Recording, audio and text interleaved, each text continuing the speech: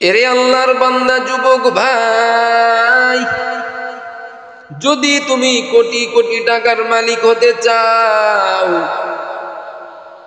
তোমার সংসারে যদি তুমি উন্নতি করতে চাও, সংসারে যদি তুমি টাকা পয়সা বাড়াইতে চাও, তোমার সংসারের মধ্যে যদি কোনো অভাব থাকে, অভাব অনাটন যদি সংসার থেকে দূর করতে চাও, তাহলে তুমি একটি দোয়া বেশি বেশি তুমি পাঠ করো। সেই দোয়াটি মায়ার নবী রহমাতুল্লিল আলামিন শিখায় গিয়েছেন। সেই দোয়াটি হলো আল্লাহুম্মা ইন্নী আউযু বিকা মিনাল হাম্মি ওয়াল হাযানি ওয়া আউযু বিকা মিনাল আজজি ওয়াল কাসালি ওয়া আউযু বিকা মিনাল জুবনি ওয়াল বুখলি ওয়া আউযু বিকা মিনাল গলাবাতিদ দাইনি ওয়া কহরির রিজাল। এই দোয়াটা যেই বান্দা বেশি বেশি সকাল সন্ধ্যা পাঠ করবে, আল্লাহ তাআলা ওই বান্দাকে অটোমেটিক ধনী বানায়া দিবে। আল্লাহর নবীর একজন সাহাবী, যার নাম হলো আবু উমামা রাদিয়াল্লাহু তাআলা আনহু, মসজিদে নববীর মধ্যে একবার কান্নাকাটি করতেছেন নামাজের পরে। আল্লাহর নবী এই সাহাবীকে বললেন, ও সাহাবী,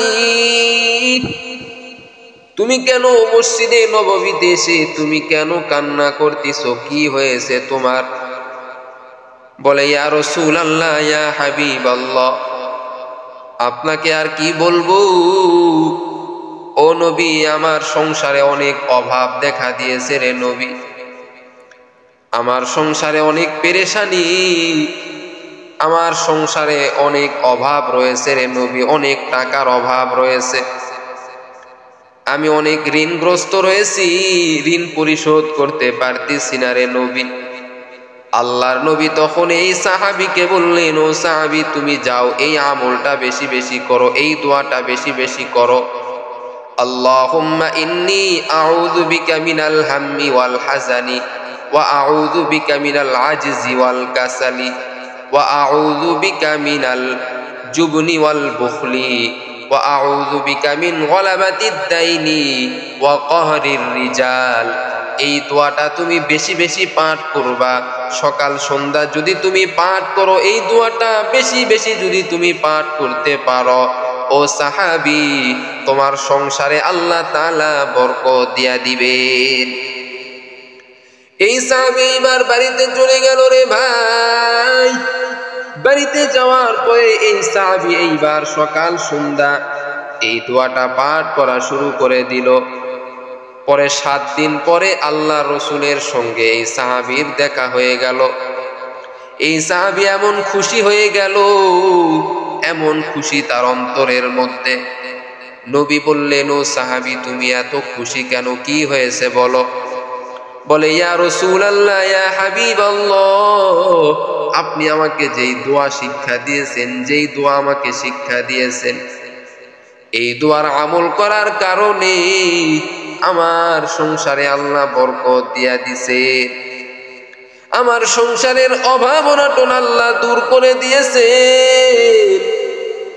আমার সংসারে শুধু বরকত আর বরকত রে নবী।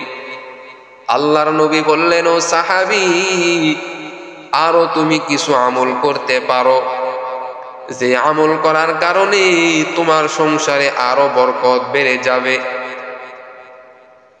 সাহাবী বললেন, ইয়া রাসূলুল্লাহ, ইয়া হাবিবাল্লাহ, আমি আরো কি আমল করব আপনি বলেন।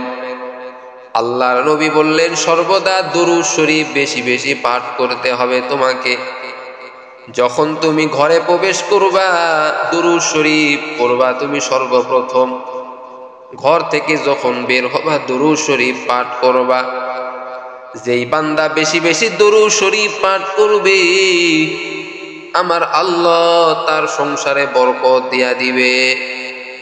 ও সাহাবী, তুমি বেশি বেশি দুরূদ শরীফ পাঠ করবা, 5 ওয়াক্ত নামাজ জামাতের সঙ্গে আদায় করবা, আর এই দোয়াটা বেশি বেশি পাঠ করবা। ঘরের মধ্যে কোরআন তেলাওয়াত বেশি বেশি করবা, আল্লাহ পাকের জিকির তুমি বেশি বেশি করবা। কারণ যেই বান্দা আল্লাহকে ডাকবে, আল্লাহর জিকির বেশি বেশি করবে, আল্লাহর দেওয়া নামাজ আদায় করবে, আল্লাহর দেওয়া কোরআন বেশি বেশি পাঠ করবে, সর্বদা হালাল পথে চলার চেষ্টা করবে, আল্লাহ তাআলা ওই বান্দার সংসারে অটোমেটিক বরকত দিয়া দিবেন এবং তার অটোমেটিক তার অভাব অনাটন আল্লাহ দূর করে দিবেন। সাহাবী এবার যাওয়ার পরে আরো বেশি আল্লাহ রসুলের কথা শুনি আরো আমল শুরু করে দিলেন, আরো বেশি ঘরের মধ্যে আমল শুরু করে দিলেন।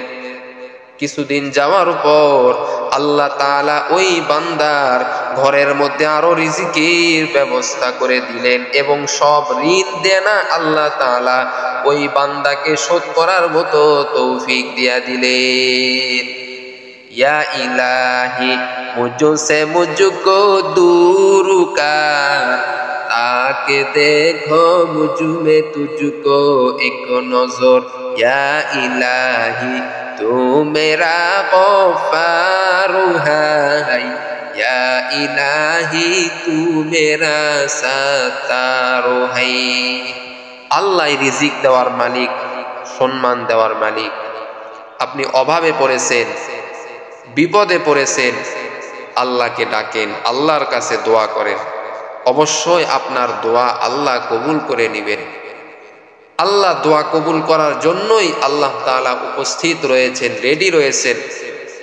বান্দা কখন আমি আল্লাহর কাছে দোয়া করবে আর আমি আল্লাহ ওই বান্দার দোয়া অটোমেটিক দ্রুত কবুল করে নিব। এজন্য আমাদের সর্বদা আল্লাহর কাছে দোয়া করতে হবে। অভাব অনাটনের মধ্যে পড়েছেন, ঋণ রয়েছে, দেনা রয়েছে, আল্লাহর কাছে দোয়া করেন, ইনশাআল্লাহ আল্লাহ আপনার যত ঋণ রয়েছে, দেনা রয়েছে, সব দেনা আল্লাহ তাআলা পূরণ করার মতো তৌফিক দান করবেন। কিন্তু আমরা আল্লাহর কাছে না চেয়ে বিভিন্ন পেরেশানির মধ্যে আমরা পড়ে থাকি। কিন্তু মূলত আল্লাহর কাছে যদি আপনি চান, আল্লাহ তাআলা আপনাকে অবশ্যই সংসারের মধ্যে শান্তি দিবে। আপনার সন্তান অসুস্থ রয়েছে, আপনার বিবি অসুস্থ রয়েছে, আপনার স্বামী অসুস্থ রয়েছে, আপনার মা অসুস্থ রয়েছে, বাবা অসুস্থ রয়েছে, আপনি ফজরের নামাজের পর সূরা ইয়াসিন পাঠ করে আল্লাহর কাছে দোয়া করেন, অথবা সূরা ইখলাস পাঠ করেন, সূরা ফাতিহা পাঠ করেন, করে আল্লাহর কাছে দোয়া করেন, ইনশাআল্লাহ যত বড়ই রোগ হোক না কেন আল্লাহ তাআলা এই রোগ থেকে শেফা দান করবে। আল্লাহ তাআলা আমাদের সবাইকে আল্লাহর বেশি বেশি নেক আমল করার তৌফিক দান করুক। সকলে বলেন আমিন। ওয়া আখির দাওয়ানা আনিল হামদুলিল্লাহি রাব্বিল আলামিন।